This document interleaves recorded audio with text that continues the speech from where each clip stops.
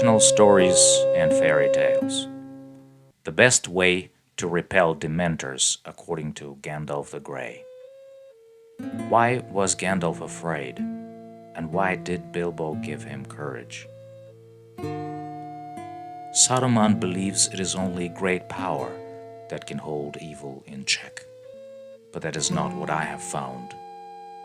I found that it is the small, everyday deeds of ordinary folk that keep the darkness at bay. Small acts of kindness and love. Why Bilbo Baggins? I don't know. Perhaps because I'm afraid, and he gives me courage. Gandalf the Grey. We were sitting around a long wooden table, laden with food, savoring red wine, shish kebabs, and the pungent smell of smoldering coals.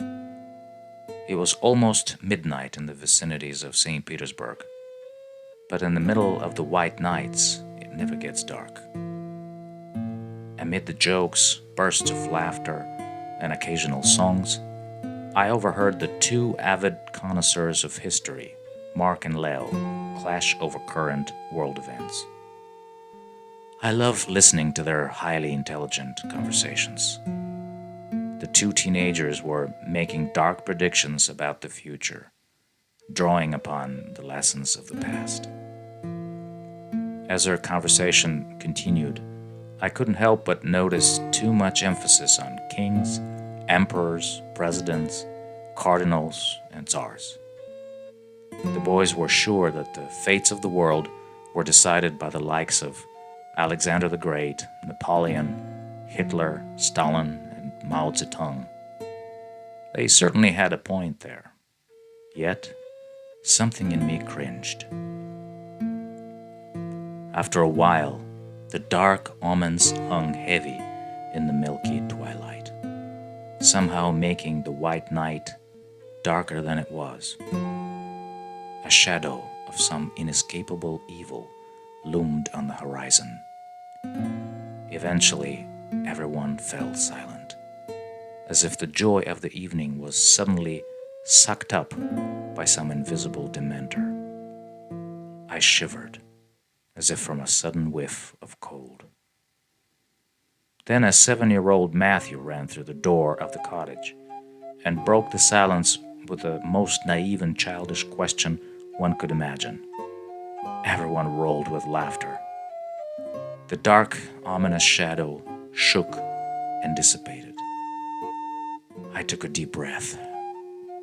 The Dementors dashed away, unable to withstand the bright light of a 7-year-old's silly joke.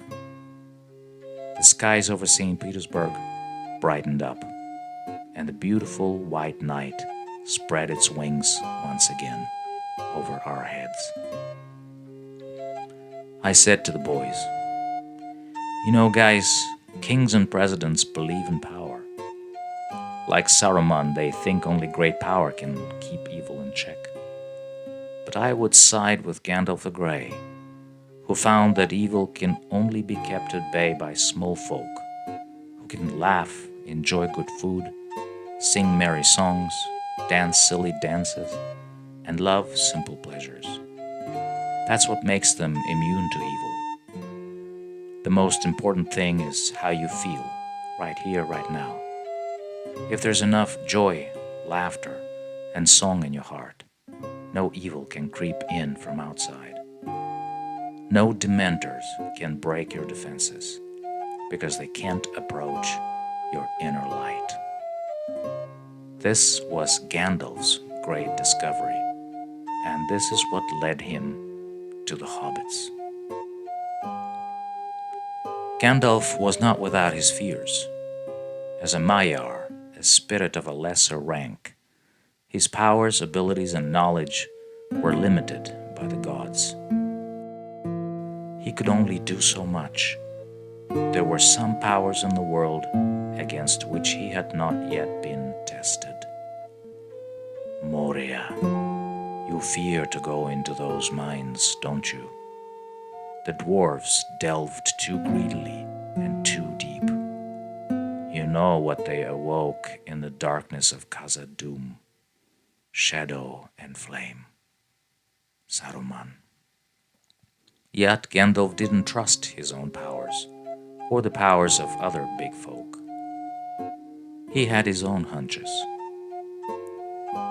Roaming the Middle-earth, he was instinctively searching for something that would alleviate his fears.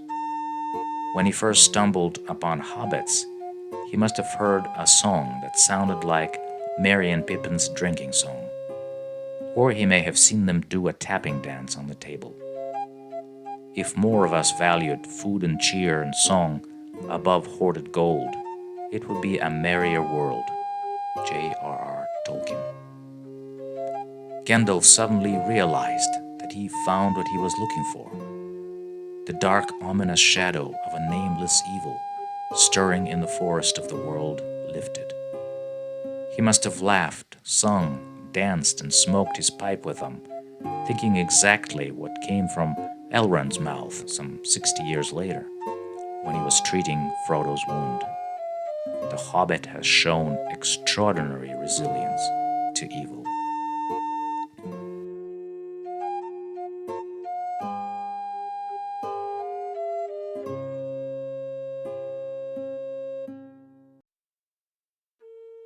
Are Dementors real? Just turn on the news and you will know. Dementors are J.K. Rowling's fictional characters, and a powerful metaphor of what happens to a soul when it is engulfed by bad news. Dementors are entities that feed on human joy. But there's one power that they cannot withstand: the power of your inner light. Those in whom this inner light is strong are immune to Dementors and repel joylessness and depression. But where does this inner light come from? As with Harry Potter, it comes from an inner store of happy memories that transform your present moment into a celebration, a feast of love.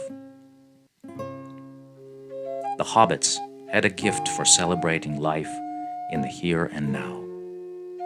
It is brought home to me that it is no bad thing to celebrate a simple life, said Bilbo Baggins. Quite content to ignore and be ignored by the big folk, hobbits celebrated a simple life, loved good-tilled earth, and delighted in all things that grow. They had a passion for good food, good song, and a good pipe. They were experts in feasting, and everything in the Shire was made to endure. And so life in the Shire goes on, very much like it has this past age, full of its own comings and goings, with change coming slowly, if it comes at all. For things are made to endure in the Shire, passing from one generation to the next. The hobbits were passing down this ability to celebrate life from generation to generation, and this helped them to repel all gloom and fear. When Frodo, burdened by the ring, was paralyzed by the thought of Mordor at Emyn Muil, he looked at Sam, and to his surprise found him blabbering about roast chicken. "Nothing ever dampens your spirit, does it, Sam?" he asked. As a true hobbit, Sam was wholeheartedly looking for the next thing to enjoy. Refusing to give up hope, he even kept a bit of Shire salt, just in case they would have a roast chicken on the way to Mordor. Can you think of a roast chicken on your way to Mordor? Or does the thought of Mordor bring paralysis into your soul so it loses its ability to see anything good in this world? How often do I find myself sucked in by the never-ending thoughts of gloom and doom, as if all hope is lost? If you can't think of roast chicken on your way to Mordor, you are like Gandalf, desperately looking for a hobbit. If you don't keep some salt, just in case there's something to celebrate today, you need a Sam. And there is a Sam inside each one of us. Nonetheless, ease and peace had left these people still curiously tough. They were, if it came to it, difficult to daunt. Hobbits are a powerful metaphor for a soul's connection with being. A hobbit is that part of me that can celebrate what is, no matter what. It's that part of me that sees good in all circumstances. It's that part of me that's down to earth and is deeply connected with the here and now. Am I celebrating this very moment as a gift from above? Or am I abandoning it to go to the next one? The most important thing is how I feel, right here, right now. If there's enough joy, laughter, and song in my heart, no evil can creep in from outside. No dementors can break my defenses because they can't approach the inner light. It was well past midnight in the vicinities of St. Petersburg. Everyone was in bed as I was slowly strolling the backyard of our little cottage, stopping every now and then to enjoy the mesmerizing glow of the summer solstice skies. I felt great. The happy memories of our vacation were illuminating my soul from inside out, and no dementors could possibly come close. No rumors of war, no pandemics, no lockdowns, no political turmoils, not even the end of the world could shake my joy at the moment. I knew that this moment would end, and Mordor would again loom on the horizon. Would I be able to think of a roast chicken then? I sat down at the table where we had just finished our feast. Some shish kebabs were still there, covered with a platter, and I heard Sam Gamgee's voice saying in my heart, "These shish kebabs aren't bad either. Think of them, and have your salt ready to celebrate what is."